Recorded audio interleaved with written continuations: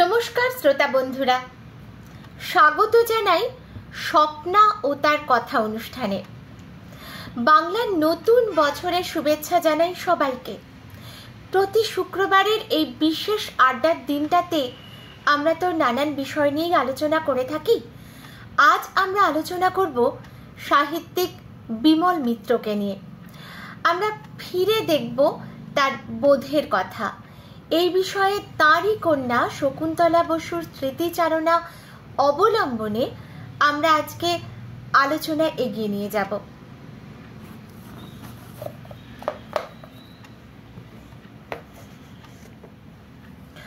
সাহিত্যিক বিমল মিত্রের জন্ম 1912 সালের 18 মার্চ। যদিও সাহিত্যে তার অবদানের জন্য তিনি বাঙালির জনমানসে অমর হয়ে আছেন, কিন্তু প্রথম জীবনে পেশায় একসময় তিনি ছিলেন গোয়েন্দা, পরে ভারতীয় রেলের একজন কর্মী। পরে চাকরি ছেড়ে তিনি পুরোপুরি সাহিত্যের জগতে চলে আসেন। তার প্রথম বই ছাই। আপনারা অনেকেই জানেন যে সমস্ত সৃষ্টির জন্য বিমল মিত্র অমর হয়ে আছেন, তার মধ্যে অন্যতম হল সাহেব বিবি গোলাম, কড়ি দিয়ে কিনলাম, একক, দশক, শতক, আসামি হাজির ইত্যাদি। কড়ি দিয়ে কিনলাম উপন্যাসটির জন্য 1964 সালে তিনি রবীন্দ্র পুরস্কার পান। 100টিরও বেশি উপন্যাস ও 500-র বেশি গল্প তিনি লিখে গেছেন পাঠকদের জন্য। হিন্দি ও বাংলা এই দুই ভাষাতেই তিনি সমান পারদর্শী ছিলেন। 1991 সালের 2রা ডিসেম্বর তার মৃত্যু হয়। বাইরের এই পরিচয়টুকুই শ্রী বিমল মিত্রের জন্য সব নয়। অসাধারণ ছিল তার জীবনযাপন, অত্যন্ত আকর্ষক ছিল জীবনের নানান ঘটনা ও তার গল্প। আজ আমরা তার কন্যা শ্রীমতী শকুন্তলা বসুর একটি স্মৃতিচারণা অবলম্বনে ফিরে দেখব। জানাবো সাহিত্যিক ও সঙ্গীতবিদ বিমল মিত্রের সম্পর্কে অজানা সমস্ত ঘটনা।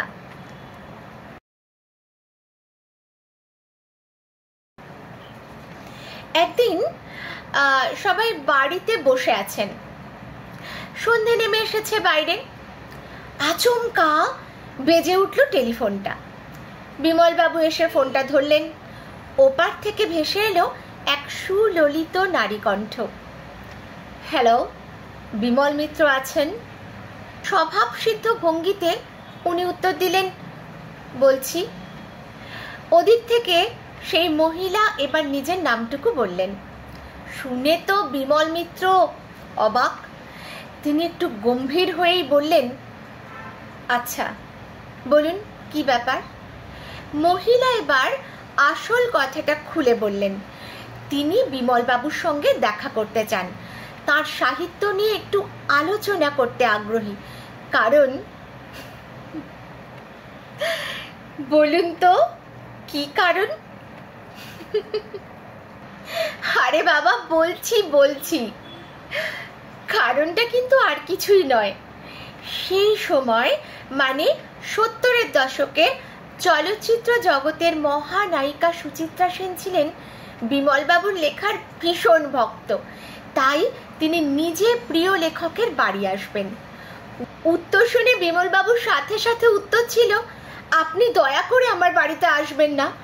আপনি আমার বাড়িতে এলে লোকজন এমনভাবে চড়াও হবে আমার বাড়িতে যে হামলা শুরু হয়ে যাবে। প্রাণ বাঁচাতে শেষে পুলিশ ডাকতে হবে। তার চেয়ে বরং আমি নিজে না হয় সময় করে একদিন আপনার বাড়িতে যাব। তাও তো ভালো যে সুচিত্রা সেন আগে ভাগে ফোন করে আসতে চেয়েছিলেন, কিন্তু উত্তম কুমার সেই ফোনেরও ধার ধারেননি। এক সন্ধ্যায় আচমকাই বাড়িতে এসে তিনি হাজির। কি ভাগ্যিস লোকে টের পায়নি।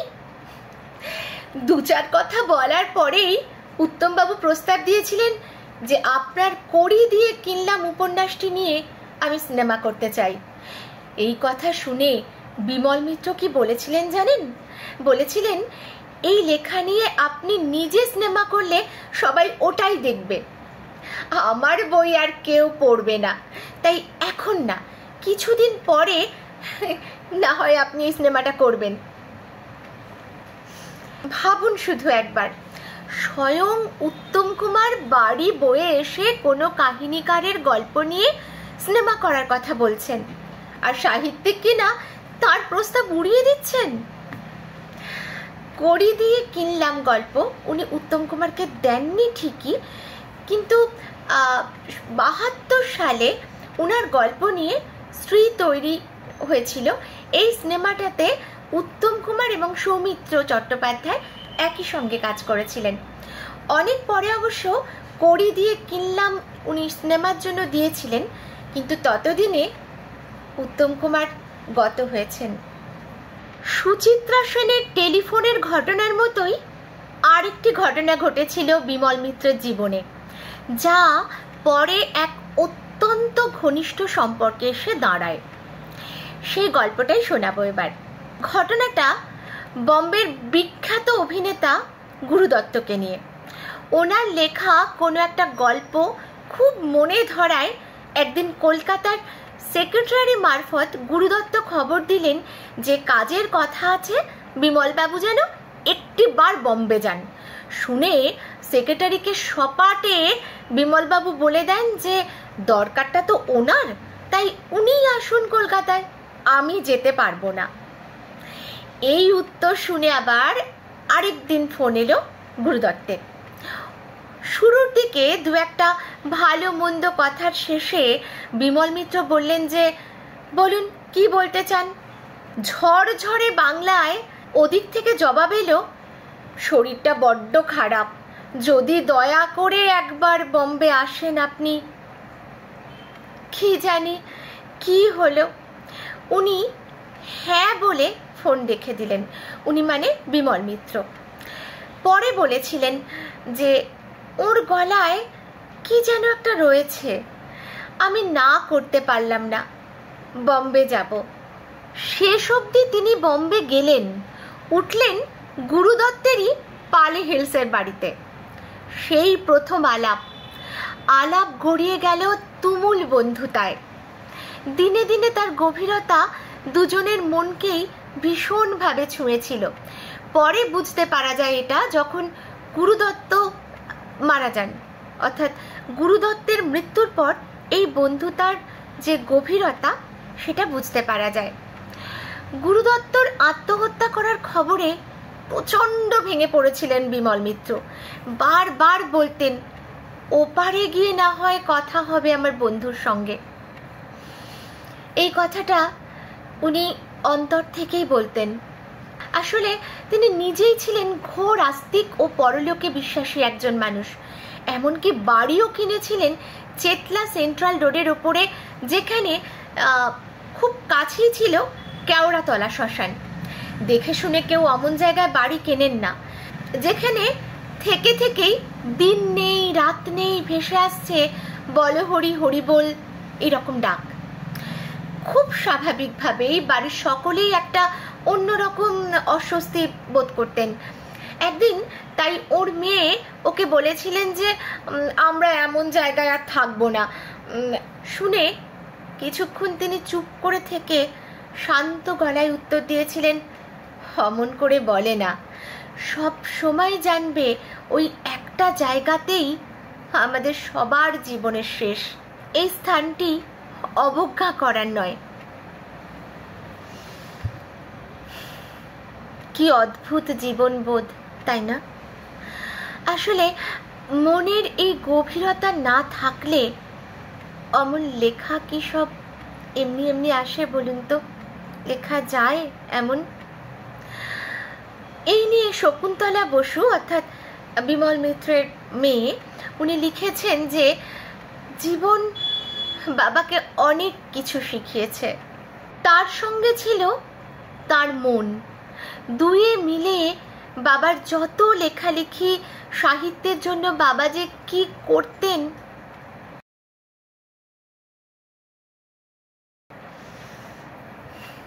ওনার মেয়ের কাছ থেকেই আমরা জানতে পারি যে বিমল মিত্রের গানের গলাটিও ছিল ভারী মিষ্টি।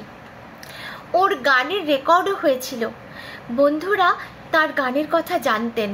এ নিয়ে একটা মজার ঘটনা বলি আজ। তখন তিনি বিদ্যাসাগর কলেজের ছাত্র। কলেজে গানের কম্পিটিশন হবে, বন্ধুরা এসে ধরলেন, বললেন বিমল তোমায় গাইতেই হবে। গাইতে হবে বললে কি আর গাওয়া যায়? সেই তো মোটেই রাজি নয় গাইতে। বন্ধুরা বুঝলেন বেশি বলে বেশি বুঝিয়ে লাভ নেই, তখন তার একটা অন্য ফন্দি আঁটলেন। হঠাৎ করে মাইকে ঘোষণা হয়ে গেল, এবার সঙ্গীত পরিবেশন করবেন বিমল মিত্র। আর তো উপায় নেই এড়োনোর, ছুটে পালিয়ে যাওয়াটা সেটাও তো লোক হাসানো হয়ে যাবে। ফলে থতমত খেয়ে লাজুক স্বভাবের ছেলেটি নিমরাজি হয়ে মঞ্চে উঠলেন, গান করলেন। ফলাফল বেরোলো যখন, সেই সময় দেখা গেল তিনিই প্রথম হয়েছেন। এই ঘটনার কিছুকাল বাদের কথা। শঙ্কর ঘোষ লেনের মুখে বাস থেকে সবে নেমেছেন, হঠাৎ পিছন থেকে কেউ একজন ডাকলেন, একটু শুনবেন।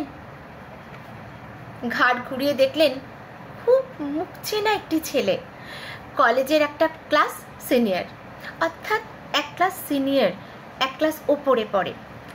থলথলে গড়ন, গায়ের রং দুধে আলতা, সোনালি মুগা রঙের জামা, জড়ি পাড়ওয়ালা চুনোট করা ধুতি, হরিণের চামড়ার চটি, আঙুলে আবার হীরের আংটি। তো মনে মনে ভাবলেন বিমল মিত্র যে এ ছেলে আবার আমাকে কেন ডাকছে। ছেলেটি এগিয়ে এসে বলল, কলেজের বাংলার শিক্ষক পূর্ণচন্দ্র ঘোষ দেখা করতে চান আপনার সঙ্গে, একবারটি আসবেন আমাদের বাড়ি। কাছেই, কলেজের পাশে ব্রাহ্ম মন্দিরের উল্টো দিকে। হাঁটতে হাঁটতে ছেলেটি পরিচয় দিল, নাম সতু লাহা, বিখ্যাত ধনী পরিবার লাহা বংশের ছেলে। ওর সঙ্গে লাহা বাড়ি গেলেন বিমল মিত্র। বাড়ি ঢুকে মাথাটা তো ঘুরে যাওয়ার দাখিল। বাড়ি তো নয়, যেন প্রাসাদ। দারোয়ান, আস্তাবল, বারমহল, অন্দরমহল, ঠাকুর দালান, নাচঘর, কি নেই। বসার ঘরে বসে আছেন পূর্ণচন্দ্রবাবু। উনি সেই ঘরে গিয়ে দাঁড়াতেই পূর্ণচন্দ্রবাবু তাকে বসতে বললেন, আর তারপরেই গান গাওয়ার অনুরোধ জানালেন। ভয়ে ভয়ে গান ধরলেন বিমলবাবু। গান তো গাইলেন মুখে, কিন্তু মনে মনে একটা কাজ তিনি করেছিলেন। কি করেছিলেন জানেন? পরবর্তীকালে বলেছিলেন যে সেই দিনের সেই ঘর দালান, পরিবেশ, মানুষজনকে দেখে শুনেই সাহেব বিবি গোলাম উপন্যাসের গোটা প্লটটা তিনি মনে মনে সেদিনই এঁকে ফেলেছিলেন গান গাইতে গাইতে। ভাবা যায়? সত্যি ভাবা যায় না। আসলে জিনিয়াসরা এই রকমই হয়, না হলে তো মাথায় আপেল পড়ার ঘটনা থেকে নিউটন মাধ্যাকর্ষণ শক্তির আবিষ্কার করতে পারেন কি?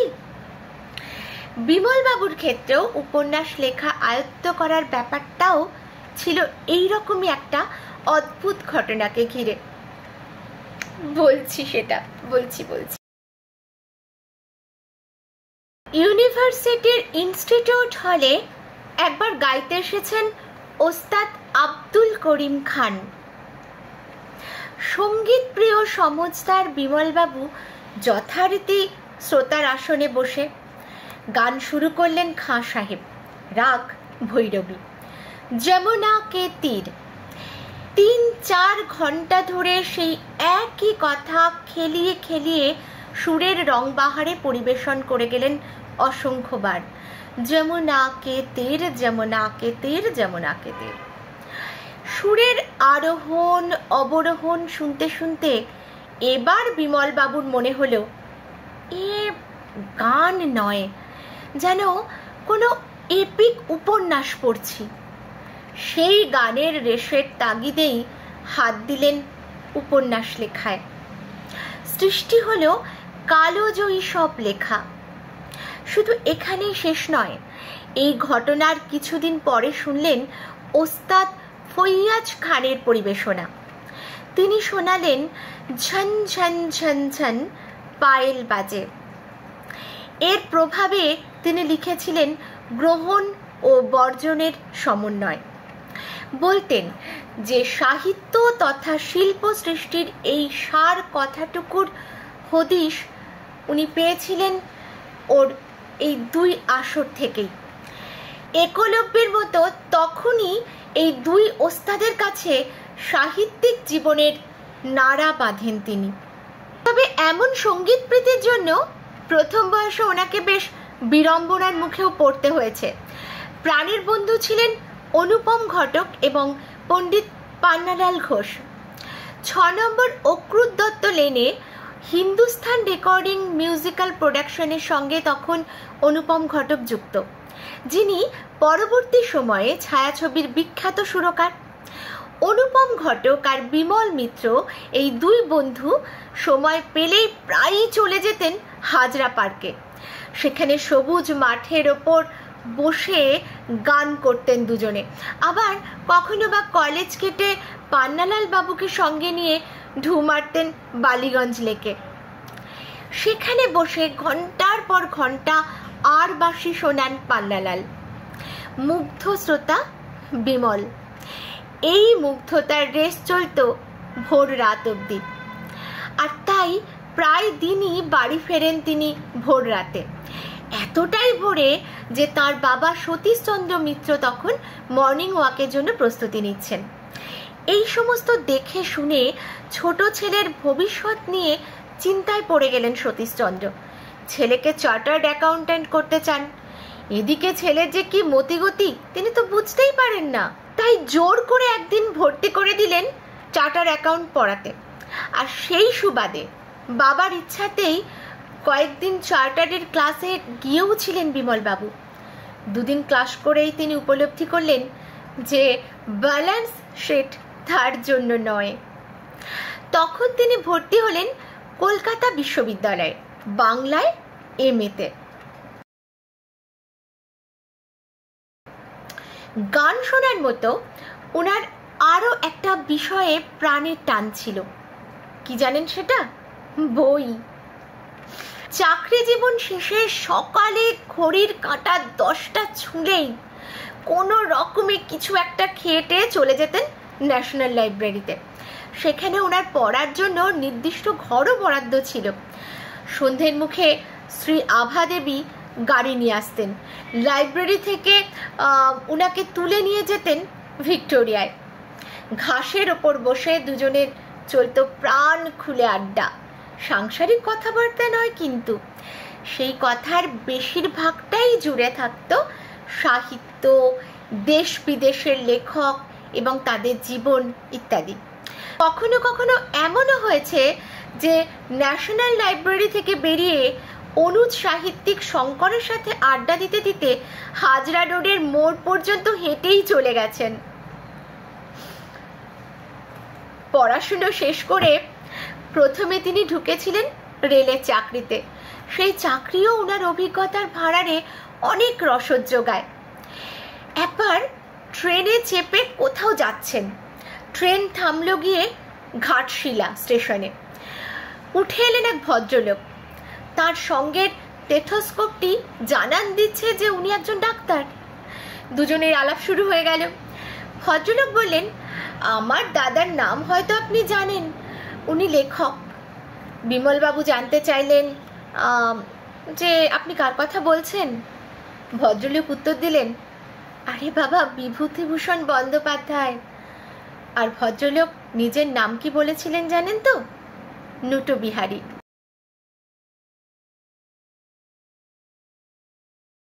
জীবনে এমন অবাক করা বহু ঘটনাই ঘটেছে ওনার। সবটাই যে মধুর তা কিন্তু নয়। একসময় ছিলেন দুর্নীতি দমন শাখার গোয়েন্দা। কোনো একটা কাজে গিয়েছিলেন তিনি বিলাসপুরে। বস্তারের মহারানীর সঙ্গে ওনার ছিল ভীষণ খাতির। সেই সূত্রে ছত্তিশগড়ের একটা বড় অংশ প্রায় অবাধে চষে ফেলতে পেরেছিলেন। বিশেষ করে আদিবাসী জীবন খুব কাছ থেকে দেখার দুর্লভ সুযোগ পান তখনই। আর এই দেখার ওপরেই নির্ভর করে তিনি লিখেছিলেন সরস্বতীয়া উপন্যাস। এই ঘটনার আবার বহু পরে একটা সর্বভারতীয় পত্রিকায় এই রচনাটির হিন্দি অনুবাদ বেরোয়, সুরসতিয়া নামে এই হিন্দি অনুবাদটা হয়েছিল। আর তারপরেই ধুন্ধুমার কাণ্ড বেঁধে যায়। কি বেঁধেছিল সেই ধুন্ধুমার কাণ্ডটা বলছি। কাহিনীর বর্ণনায় আছে যে আদিবাসীদের মধ্যে পাড়া রোগের ভীষণ প্রকোপ ছিল, আর সেই রোগের জন্য চিকিৎসা পরিষেবা পেতে গিয়ে ঘুষ দিতে বাধ্য করার কথা উপন্যাসে ছিল। বাস, প্রচণ্ড ক্ষেপে গেল মধ্যপ্রদেশ সরকার। সুরসতিয়া নিষিদ্ধ হলো। রায়পুরে বিরাট মিছিল বেরোলো বিমল মিত্রের বিরুদ্ধে। অন্যদিকে এই নিষিদ্ধকরণের বিরুদ্ধে প্রতিবাদও হলো দিল্লিতে। রাজধানীর পথে নেমে এলো বিভিন্ন কলেজের ছাত্রছাত্রীরা। বাধ্য হয়ে সরকার তুলে নেয় সেই নিষেধাজ্ঞা। অবশ্য ওনার লেখা নিয়ে তুলকালাম কাণ্ড ঘটেছে খোদ কলকাতাতেও। ওনার বিখ্যাত লেখা একক দশক শতক মঞ্চস্থ হচ্ছে স্টার থিয়েটারে। সেখানে বিশেষ কিছু রাজনৈতিক বক্তব্যের জন্য তৎকালীন মুখ্যমন্ত্রী সিদ্ধার্থ শঙ্কর রায় নাটক বন্ধ করতে বলেন। তার সেই আদেশনামা নিয়ে শুরু হয় তুমুল তর্ক বিতর্ক। জনসভায় এই নিয়ে প্রচণ্ড সমালোচনা করেন বিরোধী নেতা জ্যোতি বসু। এইরকম পরিস্থিতি কিভাবে সামলাতেন লেখক, চলুন উনার মেয়ের জবানিতে আমরা শুনি।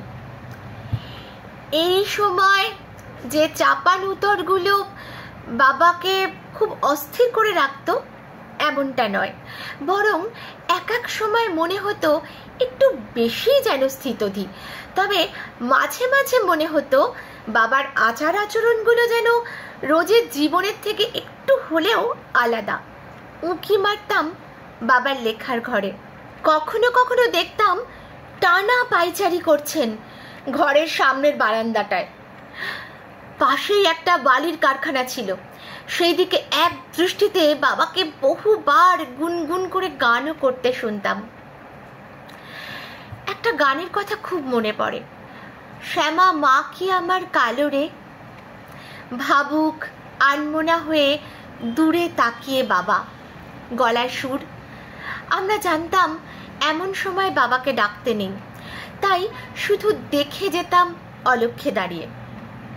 বাবার ঘরের উত্তর কোণে বড় টেবিলের পাশে চেয়ারে বসে কতবার এমনই আনমনা থাকতে দেখেছি।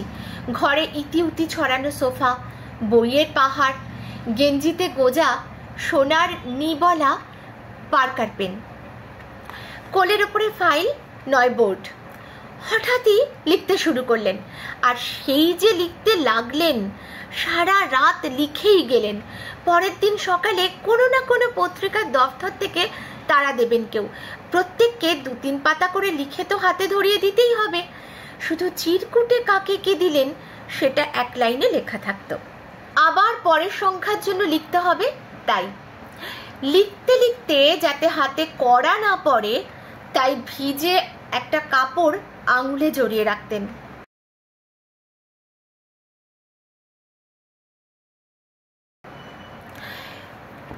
লেখালেখির অবসরে বিমল মিত্রের একটা অদ্ভুত অভ্যেস ছিল। রবীন্দ্রনাথের শান্তিনিকেতন বইটিকে তিনি বুকে আঁকড়ে রাখতেন।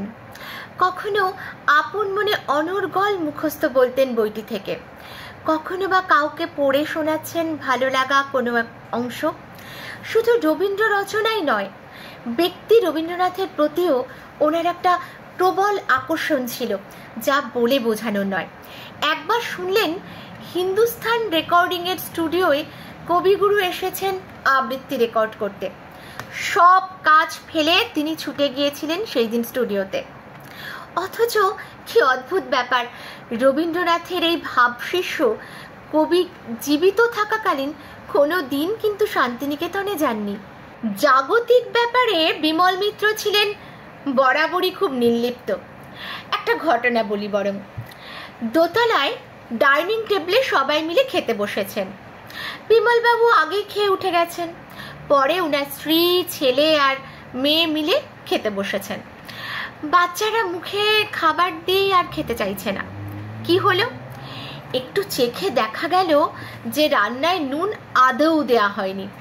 অম্লান বদনে তাই খেয়ে উঠে গেছেন উদাসীন বিমল মিত্র।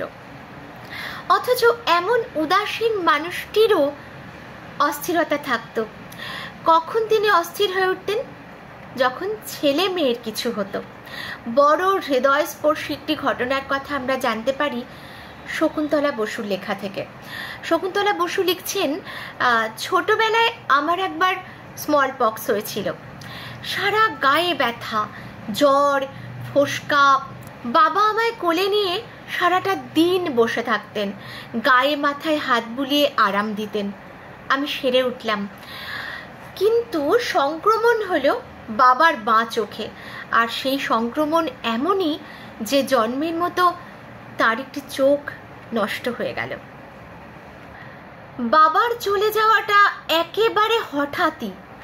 সালটা 1991।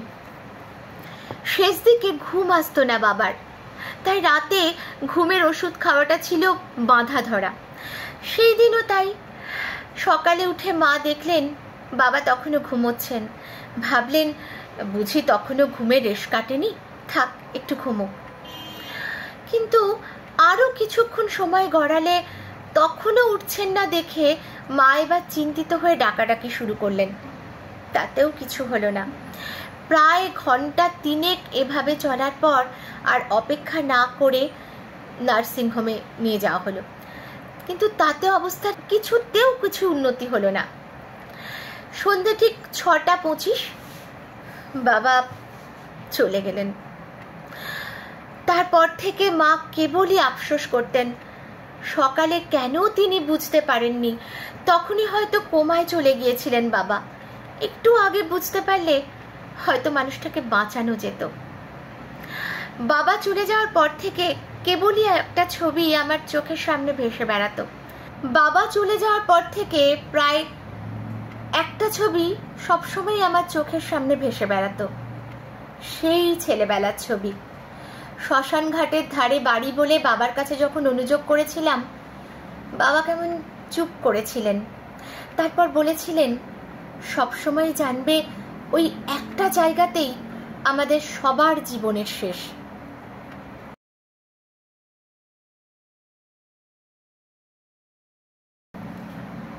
আজ এখানেই শেষ করছি। এমন অনেক অজানা গল্প, ঘটনা নিয়ে আপনাদের সাথে আড্ডা দিতে আসব আবার প্রতি শুক্রবারে স্বপ্না এবং তার কথা অনুষ্ঠানে। আপনাদের সবাইকে অনুরোধ করব আমার চ্যানেলের কথা চেনা পরিচিত সবার সাথে একটু শেয়ার করুন।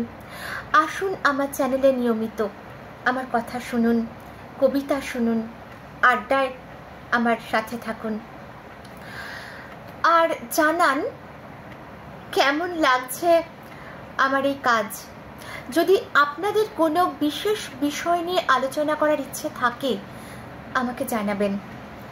আমি অবশ্যই চেষ্টা করব আপনাদের পছন্দের সেই সমস্ত বিষয় নিয়ে এখানে আলোচনা করতে। যারা এখনও সাবস্ক্রাইব করেননি তারা সাবস্ক্রাইব করে নিন প্লিজ আমার এই চ্যানেলটিকে। আর ভালো থাকুন, সুস্থ থাকুন সকলে।